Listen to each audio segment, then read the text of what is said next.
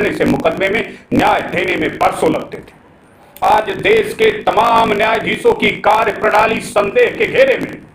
32 साल वाला न्याय किस बेटे को चाहिए, किस बेटी को चाहिए, किस परिवार को चाहिए, किस चीफ जस्टिस को चाहिए, किस मंत्री को चाहिए, किस विधायक को चाहिए, और ऐसी अदालतों से, ऐसी जस्टिसों से, ऐसी न्यायपालिकाओं से देश का कौन सा राज्य चलेगा, कौन सी पार्टी चलेगी, कौन सा नेता चलेगा, यह तय करने की का बिल्कुल उचित समय आ गया। जो देश के बेटियों के मान सम्मान के साथ अदालतें, जस्टिस उसकी प्रणाली नहीं खड़ी हो सकती, उसे न्याय नहीं दे सकती, उसके मान सम्मान की रक्षा नहीं कर सकती, ऐसी अदालतों से, ऐसे जस्टिसों से, ऐसी न्याय प्रणाली से हम अपना देश चला रहे हैं। हमें चुल्लू भर पानी में डूब करके मर जाने की जरूरत है। भारत को जितना आतंकवादियों ने, दंगाइयों ने, लुटेरों ने, डकैतों ने, स्कैमरों ने बर्बाद नहीं किया, जैसा न्याय अदालतों में करने की क्षमता होती तो आज भारत सोने की चिड़िया पुनः होता। दुनिया का कोई भी देश हो, दुनिया की कोई संस्कृति हो, जहां पर न्याय नहीं है वहां कहीं विकास नहीं है, कहीं समृद्धि नहीं है, कहीं सुख नहीं है, कहीं वैभव नहीं। तो हमारे देश का सुख, शांति, वैभव को नष्ट करने वाली यही सुस्त, निर्लज्ज कार्य प्रणाली वाली अदालतें थी, जो योगी आदित्यनाथ जैसे मुख्यमंत्री को भी रोकने का प्रयास कर रही थी, और खुद अपनी गिरेबान में यही अदालतें, यही जस्टिस, यही जुडिशरी झांकने का प्रयास नहीं कर रही थी। मैं जानता हूं, बचपन से, बहुत छोटा था तब से, कि इन्हीं अदालतों में जस्टिसों की कुर्सियों के साथ बैठ करके अगली तारीख की रिश्वत ली जाती है मेरे दोस्त।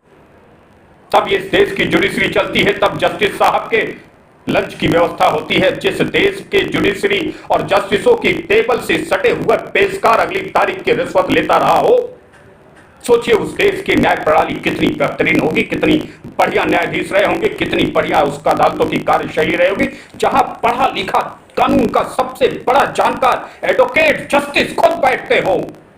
उन अदालतों में 50-50 रुपए की रिश्वत ली जाती हो। ऐसी अदालतों से आपके बहन बेटियों को, आपके परिवार को, आपके समाज को, आपके भारत के एक गरीब को तारीख ना मिल रही होती तो और क्या मिलता, और क्यों ना मिलता।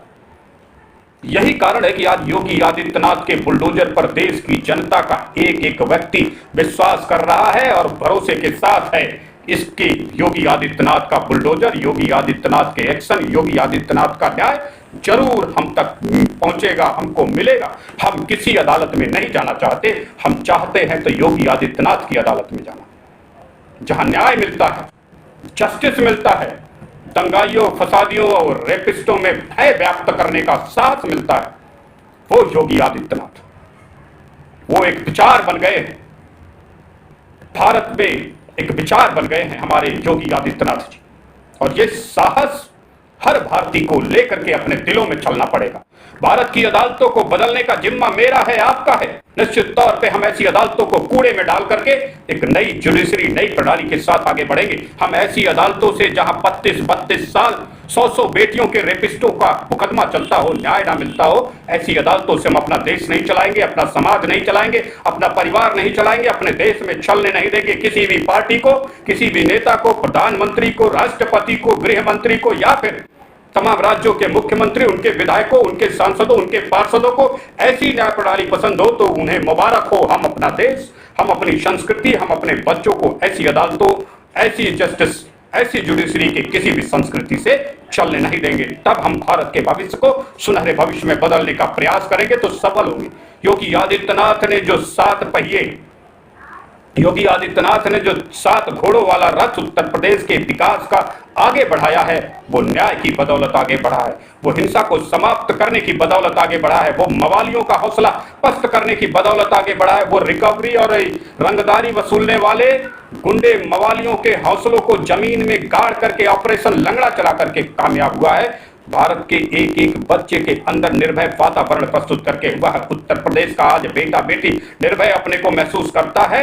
और तमाम दंगाइयों, तमाम रेपिस्टों, तमाम रिकवरी करने वाले, तमाम रंगदारी मांगने वाले, तमाम जमीन कब्जाने वाले, तमाम गुंडे मवाली, हर किस्म के अपराधियों में भय पैदा किया है, चाहे उनका खुद फूफा पूर्व चीफ मिनिस्टर क्यों ना हो। सबके हौसलों को पस्त करके